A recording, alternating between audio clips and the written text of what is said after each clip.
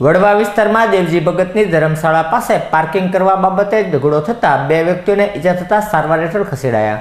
વડવા વિસ્તારમાં આવેલ દેવજી ભગતની ધર્મશાળા પાસે રહેતા સલીમભાઈ રજાકભાઈ બેલીમ તથા વસીમભાઈ છોટુભાઈ સૈયદને પાર્કિંગ કરવા બાબતે સમીરભાઈ દિલાભાઈ પઠાણ, અશરફભાઈ દિલાભાઈ પઠાણ સહિતનાઓ સાથે માથાકૂટ થઈ હતી, જેમાં સલીમભાઈ બેલીમ અને વસીમભાઈ સૈયદને ગંભીર ઈજાઓ થતાં તેમને સારવારથી ખસેડવામાં આવ્યા હતા।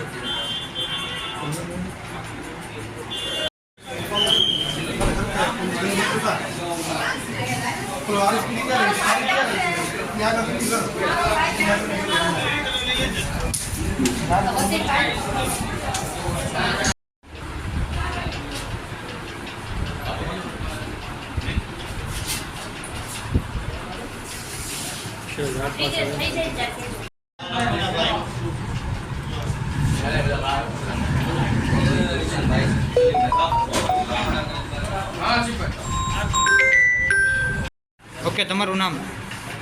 वसीम सैयद। क्यांथी आવો છો ને શું બનાવ બન્યો છે? અહીં ત્યાં પહેલાં રાતે બી લોકો ઘા કર્યો હતો અને અત્યારે પણ પાછો ઘા કરી લીધો। હથિયાર વડે છરી દુકાન 5-6 જણા હતા। કોણે માર માર્યો? સમીર કરીને હતો, બીજાના ભાઈઓ હતા, હુસેન ને બીજા ભાઈ 5-6 જણા હતા। શેના વડે માર મારવામાં આવ્યો? ધોકા, છરી, હથિયાર બધા તૂટી પીડા હતા। કારણ શું માર મારવાનો?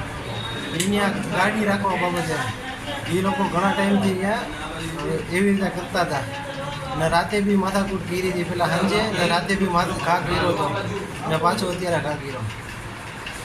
એ લોકો કેટલા વ્યક્તિઓ હતા? એ 6-7 જણા હતા, ભેગા થઈ ગયા હતા। ક્યાં બનાવ ક્યાં એ બન્યો? 6-7 જણા હતા। બનાવ ક્યાં બન્યો? એ બાપેસરા બનાવ કઈ જગ્યાએ બનાવ સ્થળ? ત્યાં ઘર પાસે ત્યાં વિજય બેકરી।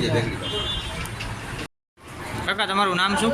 સલીમભાઈ, ક્યાંથી આવો છો ને શું બનાવ બન્યો છે? હું તો હતો સાહેબ, જ્યાં અમારા બાળક છે ને એને બધા માર્યો। તમને અત્યારે કેટલા વ્યક્તિએ માર માર્યો છે? મેં લગભગ 6-7 જણા છે। શેના વડે માર માર્યો છે? હું આ વસીમભાઈ બિચારા કાંઈ હું તો હૂતો હતો ને મારે હું રોજુ થાકી ગયો હતો, રોજુ રેલું તો એટલે થાકી ગયો હતો તો વસીમભાઈને દોડતા આવ્યા, પછી હું નીકળ્યો બહાર મારવા।